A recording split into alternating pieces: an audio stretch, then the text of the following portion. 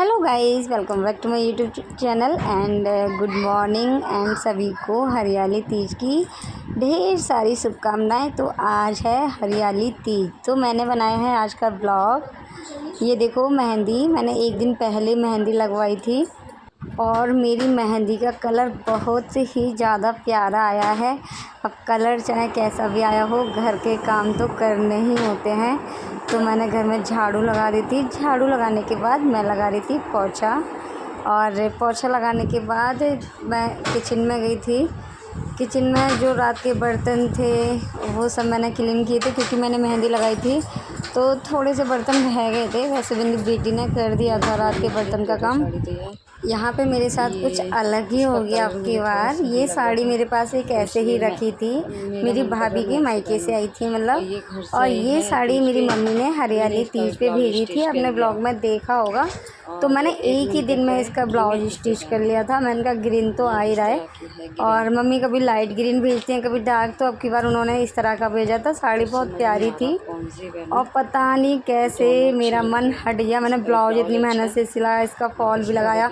ये वाली साड़ी भी मुझे पसंद थी, और दूसरी जो साड़ी है इसका कोई ब्लाउज भी स्टिच नहीं था। और देखो मैंने मम्मी ने जो भेजी थी उस साड़ी में मैंने रात में बैठ के फॉल लगाया था। और ब्लाउज़ भी मैंने, जैसे मेरी भाभी भैया देकर गए थे, उससे दूसरे दिन ही मैंने उसका फॉल मंगाया था और अपना ब्लाउज़ सिल लिया।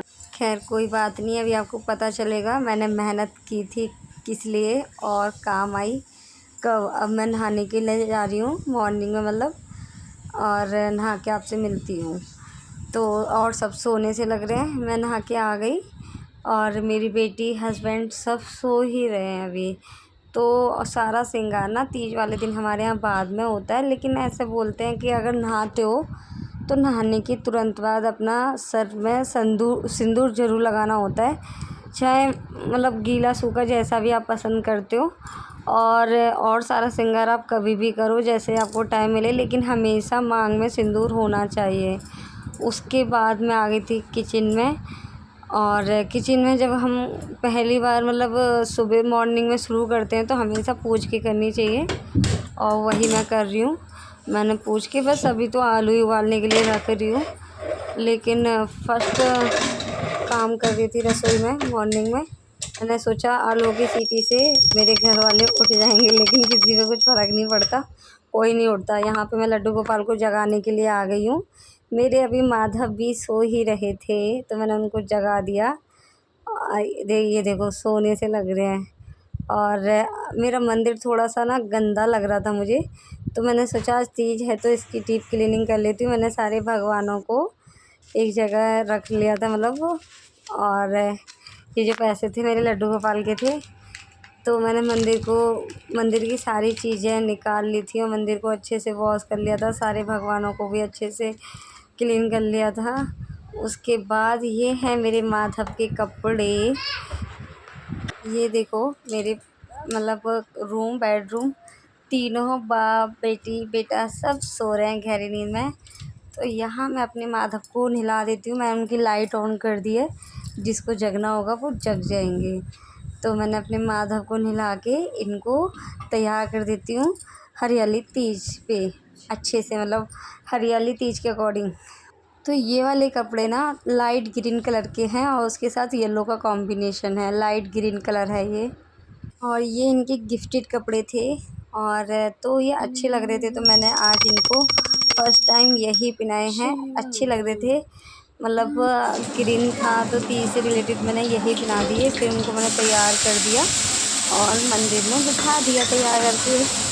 यहाँ पे मैं खाने की तैयारी कर रही हूँ। सबसे पहले मैंने सब्ज़ी छौंक दी थी, और यहाँ पे मैंने गुड़ घोला है गर्म पानी में, जिससे कि वो अच्छे से मेल्ट हो जाए गुड़।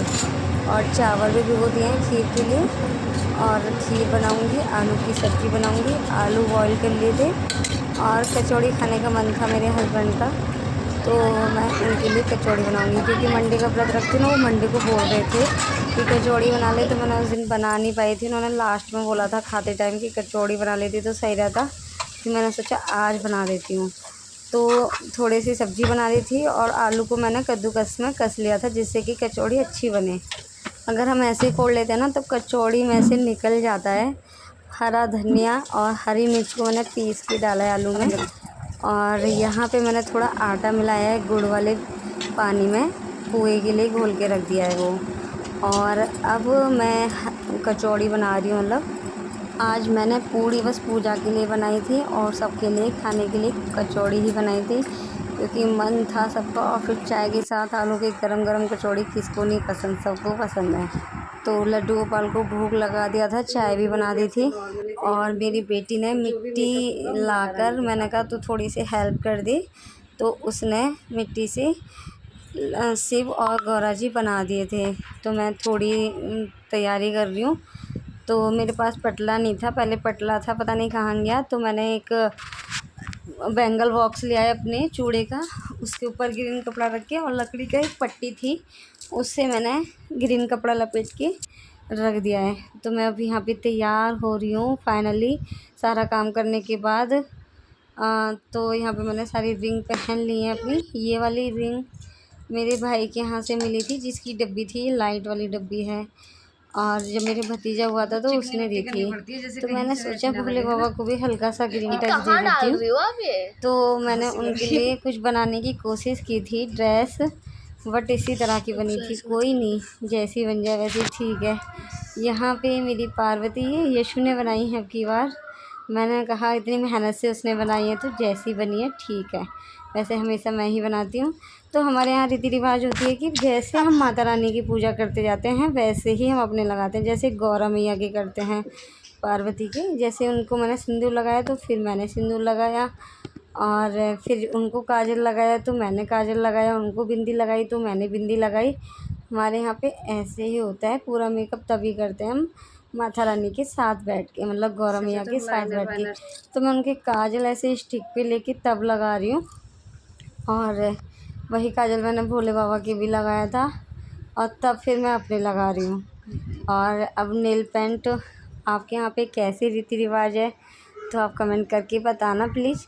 और हमारे यहाँ पे तो ऐसे ही होता है, मिट्टी से गौरा पार्वती बनाते हैं और फिर पकवान बनाते हैं, उनका भोग बनाते हैं। उसके बाद में उनको तैयार करते हैं और हम खुद तैयार होते हैं। वहीं बैठ के जैसे श्रृंगार करते जाते हैं वैसे ही हम खुद अपना भी श्रृंगार करते जाते हैं।